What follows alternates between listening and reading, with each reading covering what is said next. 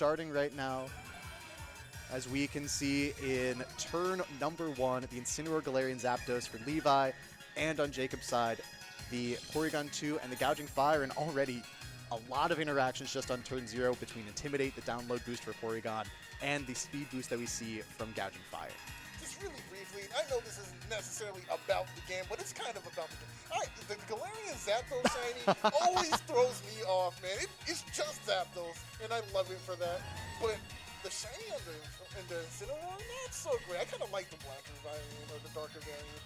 Yeah, that couple of things that you miss out a little bit on Pokemon like Gouging Fire that are shiny locked in the game. We're not going to right now see what the different colorway looks like for the crown that it's got on top of its head. That would be cool, actually. I've never seen. Maybe you can go on Cerebi and try to find it there, but yeah, not being able to see it in the game is kind of unfortunate. Yeah. But here we go, right into the game. We're gonna see a very early terrestrialization into that poison typing with the levitate ability. That's gonna be basically. No, that is no weaknesses. That's such good typing. Porygon 2 with the download ability that we saw, but resisting the close combat that comes away from the Choice Scarf Galarian Zapdos, a fantastic terrestrialization there, and now all of a sudden threatening a ton of damage as a Howl straight away for the Gouging Fire, just ignoring the Intimidate boost from Incineroar. I gotta say, I really love the Howl here too, especially alongside this download ability. Just double the attack up, because usually the counterplay to Porygon 2 is, let me get my IV set so you can get that attack boost instead of a special attack boost. Well, newsflash, I'm going to go ahead and do that too. Like, that's fine. And now I'm going to make this build as strong as possible, especially since you have the Terra Blast for that flexibility as well. Just such a good Pokemon. Oh yeah, the beauty of Terra Blast being that it can be either a physical move or a special move, depending on just whichever one is stronger. The game automatically decides that for you. Of course, the Speed Booster Flutter Mane coming in as both sides with a lot of speed. And we see the Terra Poison Terra Blast coming into the Galarian Zapdos. Huge damage. Oh my gosh, it's more than half. It's more than half, especially with Zapdos at the -1 stage of defense and special defense from the close combat. You're doing just a ton of damage there with Porygon 2 and sitting very pretty against a Zapdos locked into a fighting move and a Flutter Mane that really can't do too much damage to it with any of its attacks. As predicted, we are going to see the switch out for that Zapdos. It's just not the right positioning for it. But maybe this Incineroar might be able to do some good for us. We're going to get that Intimidate to mitigate some of this damage from this Porygon as well, who had the boost in attack recently. So it's a pretty good decision to switch into Incineroar here.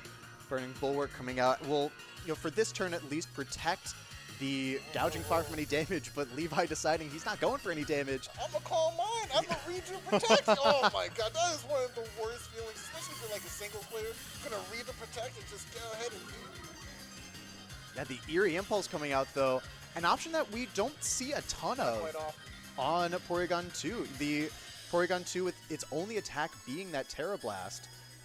Most of them carrying a coverage move, something like Ice Beam instead of the Eerie Impulse, but especially against a Flutter Mane that has the potential to Calm Mind right in front of you. Yes. A great option that allows you just to completely ignore that. But I gotta say, that Eerie Blast came through on a Calm Mind. That's -1 after you trying to go positive. Really good positioning for that move just now. I really liked how that was implemented. Oh yeah, and of course we've seen that both of these Pokemon now with the -1 special attack from Flutter Mane. Lots of drops. Neither of these Pokemon on Jacob's side really taking that much damage. The Gouging Fire though at, I believe now would be at -2 stage of attack after a couple of Intimidates plus a Parting Shot. The Eerie Impulse comes out, and I would imagine that was not on purpose, that targeting. I think the Eerie Impulse was likely meant to go into the Flutter Mane on the other side of the field. Bit of a misclick happens every once in a while. Unfortunate when it does. But hey, at least the special attack drop didn't quite matter for that Pokemon specifically. So not terrible loss, but you really want to get the most out of your buttons when you want to get your attacks in. Yeah, the Flutter Mane, though, now clicking a Shadow Ball. It is, again, at -1 stage of special attack, but the critical hit. Critical hit. The Evenlight was knocked off of the Porygon 2 last turn by the Incineroar, so doing a lot of damage there regardless. And now Parting Shot, just, again, limiting really entirely what this Porygon 2 is going to be able to do this turn. Of course, Terra Blast has the option to be either physical or special, so could be an option that a physical attack from a physical Terra Blast from Porygon 2 even at -1 attack, may still be enough to pick up the KO on Fluttermane from this range. A Pokemon not known for being super physically defensive. In comes this Rillaboom here, and now we're going to see the grassy stage going to go ahead and get some nice recovery at the end of the turn for everyone that's standing on the ground. That's going to get some decent bulk. You don't usually want to give your opponent healing here, but, you know, this Porygon's on its last legs anyway, so it's not too much of a detriment. Yeah, Porygon 2, a Pokemon that cannot protect in front of the Fake Out that Rillaboom is threatening here, will, you know, Fake Out, flinching Porygon 2 would allow the Fluttermane to come away to pick up the KO, but the problem is with Trick Room set up, now this Gouging Fire all of a sudden is going to move before the Fluttermane, and you know, threatens just a knockout there as well. And if that knockout does come through, what if we click that recover real quick, you know what I'm saying? Go ahead and get all that back. That's the worst part. Oh yeah, difficult for Levi to cover for every option that Jacob has. As Levi, we've seen, has already revealed all 4 of his Pokemon, goes out to the Incineroar and just continuing to cycle the Intimidates in front of a special, or a physical attacking Gouging Fire and a Porygon 2 that, you know, can be either physical or special, but is likely not going to be doing any damage with physical attacks anytime soon. Yeah, all you do now is you guarantee that you're using the special to get that damage in instead. Yeah, the critical hit on the Breaking Swipe doing a lot more damage to the Incineroar than the Rillaboom, of course. You know, at least offsetting the grassy terrain for the Rillaboom. Yes. But I think with the way that we're set up right now, you know, we could be here quite a while. It doesn't look like any of the Pokemon on Levi's side really have a lot of great damage into specifically the Gouging Fire for Jacob. Yeah, it's looking pretty slow in that regard. We saw that the Gouging Fire, especially after the Eerie Impulse that side targeted into it, is at -3 stages of attack and -4 special attack. It's really not doing too much damage by itself, but yeah, this is a Rillaboom on Levi's side that is carrying high horsepower, but now at -1 attack, you know, high horsepower is not doing too much damage, and especially if you click that move, a contact attack, into a Burning Bulwark from the Gouging Fire, all of a sudden, now you're doing no damage because the Rillaboom's been burned. Here we go, switch out. I do like the switch out idea for this Porygon. Gonna bring in the Corviknight. That could be huge if that ground move goes into the Corviknight. That's gonna be a whiff. Yeah, and a double switch now for Jacob after he set up the Trick Room for, you know, presumably his own Pokemon. I like this decision. But goes out into the Corviknight and the Primarina, parting shot into the Primarina switch in, which is going to immediately mitigate some of the damage that it's able to do. But the Rillaboom, again, you know, it's able to potentially hit this Primarina because, you know, Terastallization has already been used on the Porygon 2, so you're guaranteed to have super effective Wood Hammers into that spot.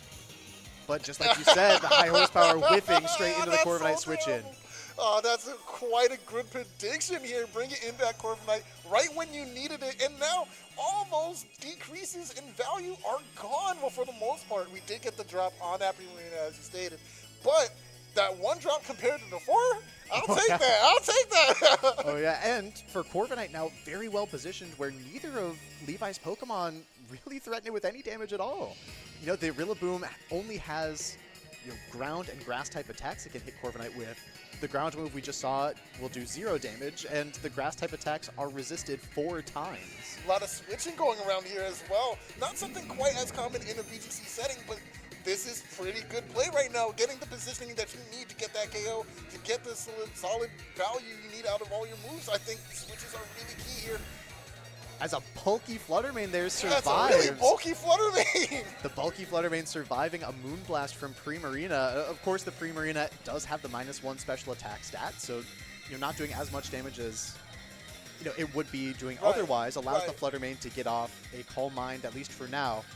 The issue is that, you know, even at +1 special attack, the Fluttermane is likely not threatening too much damage into the Corviknight. You know, the Corviknight, again, likely trained to be very, very bulky.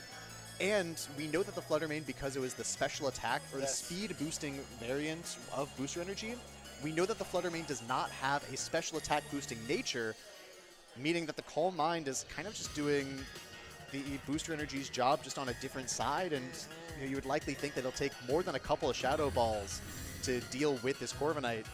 And even though you have a super effective Flare Blitz staring down that Pokemon, Oh, wow. Making me eat my words. This What Incineroar. defense? Where? Never mind. Where? Never mind. I was going to say, the +1 defense on Corviknight, the -1 attack because the mirror armor bounced Intimidate back. But if you can just crit through any drops, the Incineroar doing a lot of work here.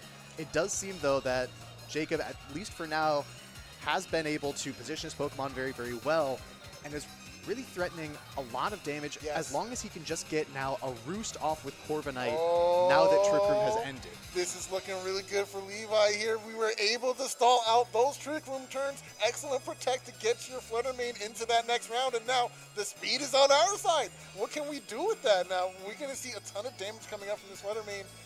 Wait, did we get drops on the Flutter Mane? No, there are no drops on the Flutter Mane. There are no drops on Flutter Mane. So there's going to be some +1 special attack. We did see, though, that in last turn, under Trick Room, the Incineroar moved before the Primarina and the Corviknight.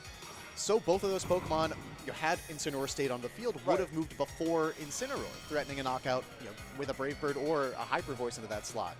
Now it just comes down to how much damage this +1 Shadow Ball does into Corviknight. Oh, and that's and not it does quite survive. A KO. Wow, that's some good bulk, and the Brave Bird's gonna come into the Rillaboom for a one-hit knockout. That's so good. Very well predicted. Got the. Oh man, that's so tough. An extremely strong turn here for Jacob. He is trading away the Corviknight's ability to battle any longer as the recoil damage from that Brave Bird does take out the Corv.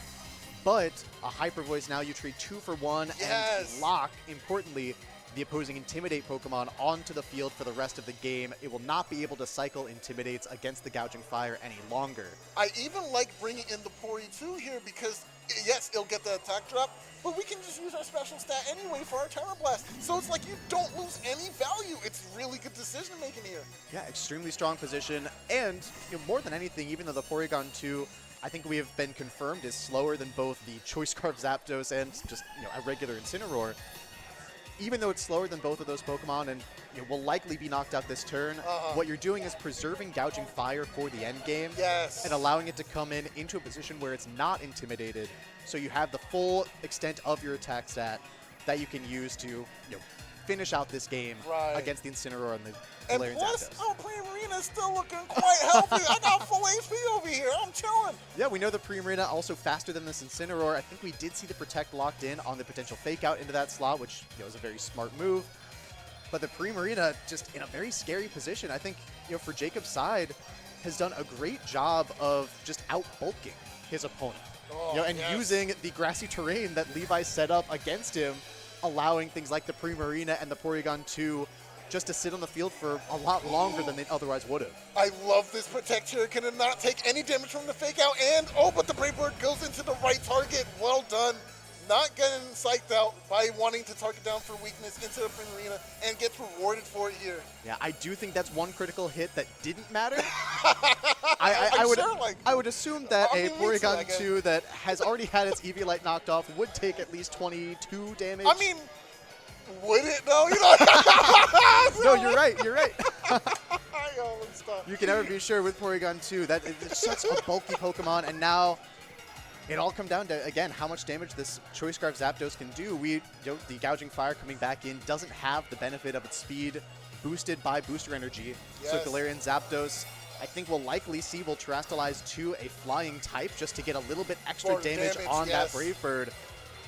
Will it be enough in this endgame is the question. It's a little scary too because, of course, this Brave Bird does come with recoil damage. Is there going to be a way for Jacob to capitalize on that? We do see the Brave Bird coming out into the pre-arena start. That's not quite a KO, and that's going to get recoil damage into a knockout. Oh, that's exactly what I was just talking about. We've seen now 2 Pokemon KO themselves to specifically Brave Bird recoil damage. The Heat Crash comes out now.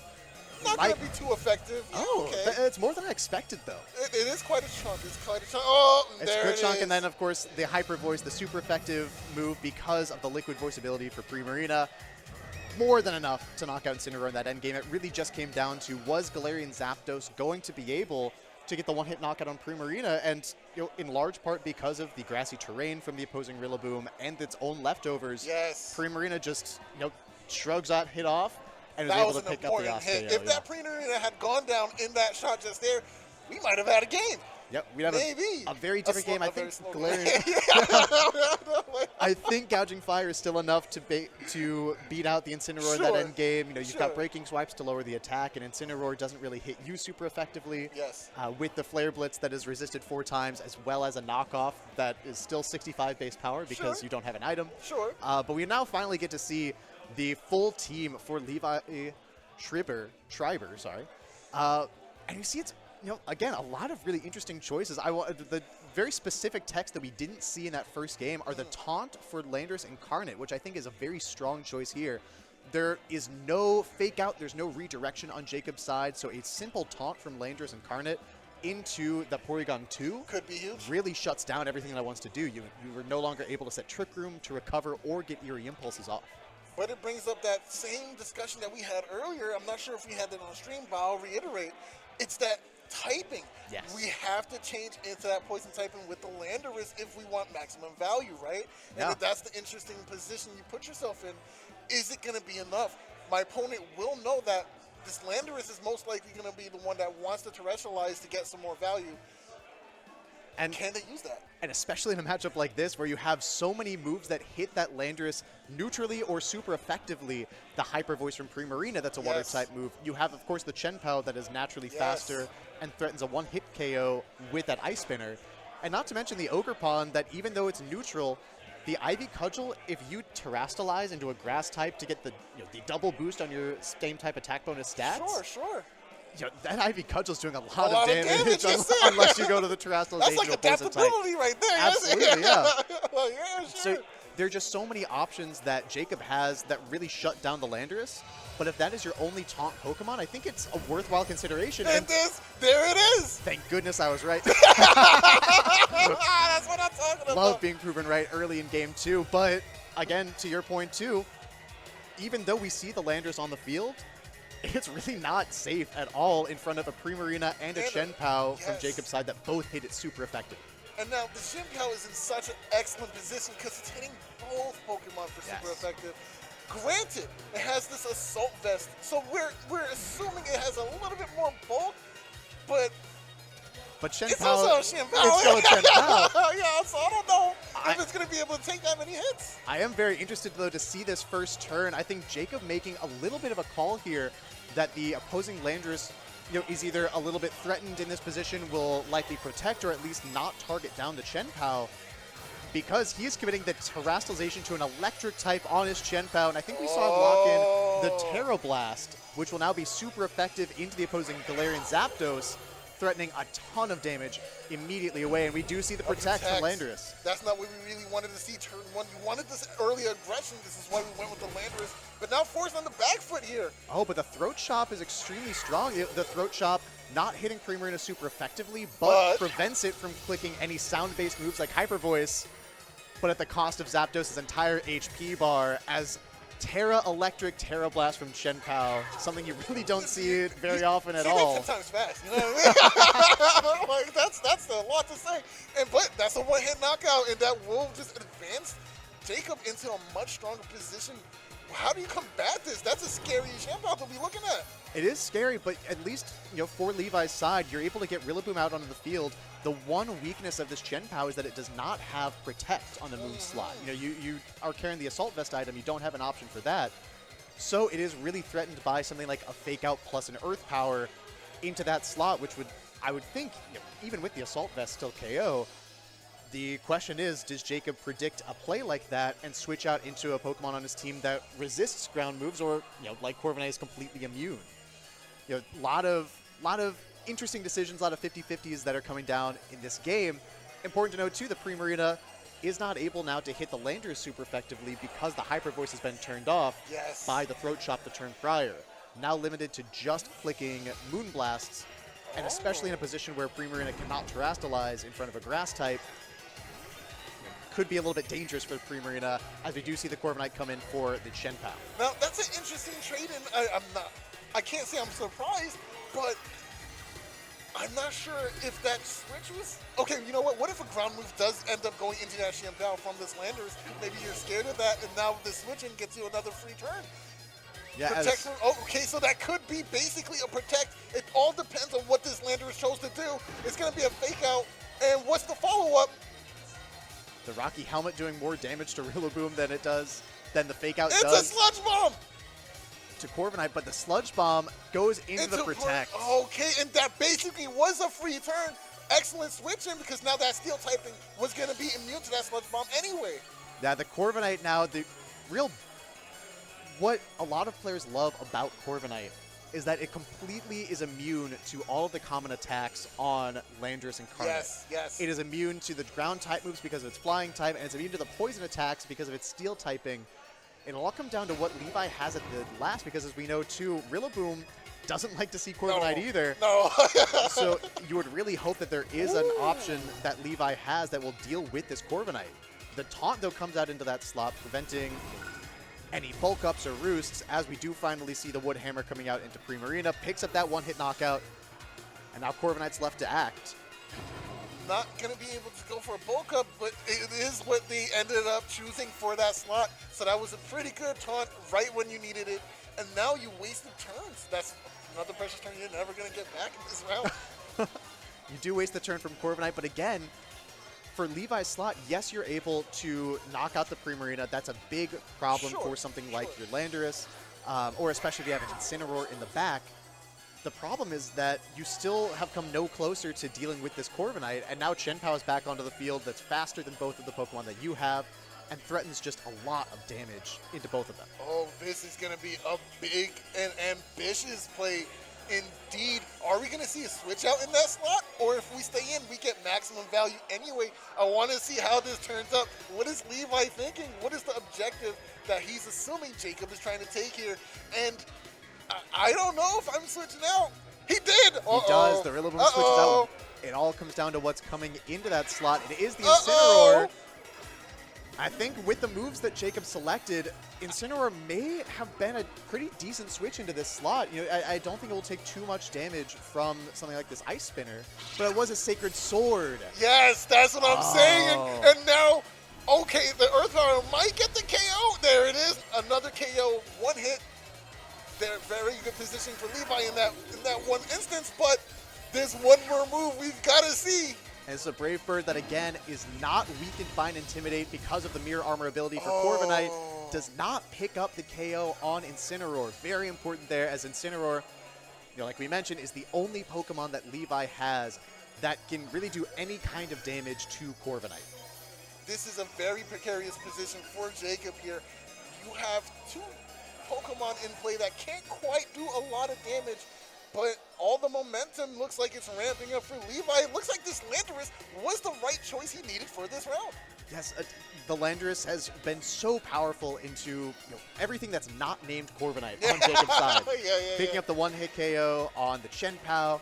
You're really threatening the Primarina with a lot of damage, forcing the Protect on one turn with the threat of a Sludge Bomb. And you're still going to do a lot of damage if it chooses to target the Porygon 2 this turn, as well as the Taunt shutting down Corviknight. The problem is there really is no good damaging option into the Corv, forcing a Fake Out into that slot, taking Rocky Helmet damage, and now a Taunt into the Porygon 2. I don't think we saw Jacob go for a status move, though. I think he learned his lesson, but the flinch coming... Oh, yeah, okay, yeah, I'll Fake Out. But now Ice Beam will go ahead and get the KO here.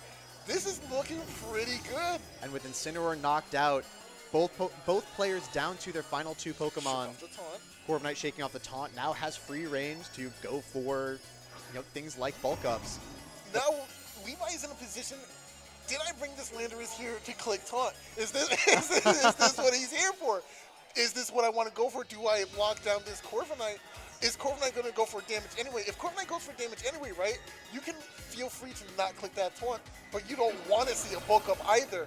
Okay, so there was an attacking option going into this Pori, eating it up, eating it up. Oh my gosh. Porygon 2. Eating it up. Yes, sir. That's a survival, and that's a big one indeed, as we will see the Brave Bird coming out into this Rillaboom slot and getting a KO here.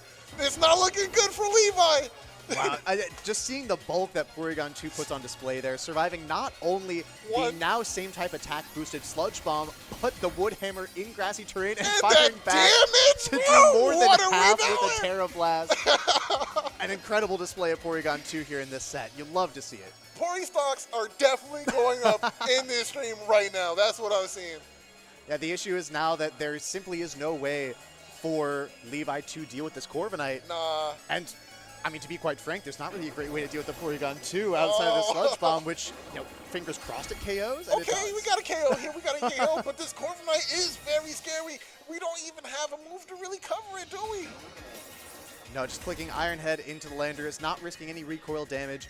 Even if Corviknight does feint to recoil damage on the same turn it knocks out Landorus and Carnot, Corviknight will still be the victor in that case, as Levi just clicking whatever moves he can that have any effect in this end game. Maybe trying to play towards a timer spell win con, but unfortunately that's not going to work out. No moves in this arsenal of Landorus had any effect on that Corviknight period, so that's going to be the game right up for Jacob. Yep, Jacob, of course, now it's sitting at a 2-1 record. Both these players coming into this match at 1-1. A very strong performance that we saw out of that Gouging Fire game 1, out of the Corviknight and the Porygon 2 in games 2. Showing that, this team, even though it's, somewhat of a known commodity, people who are familiar with Jamie Boyd's work, will likely know a lot of the tricks that this team has to pull. It's still just a very, very strong team. And like you were saying, in the last round against Pokemon like Grimmsnarl and Clefairy, a lot of players just don't have that same matchup experience playing against that combination. The Primarina is a Pokemon that we don't see too much. And we especially don't see a bulk-up variant of Corviknight, even though that Pokemon has surfaced every once in a while in this format too. For Levi's side, it just came down to not having really great options to deal with the Corviknight plus the Porygon 2. Also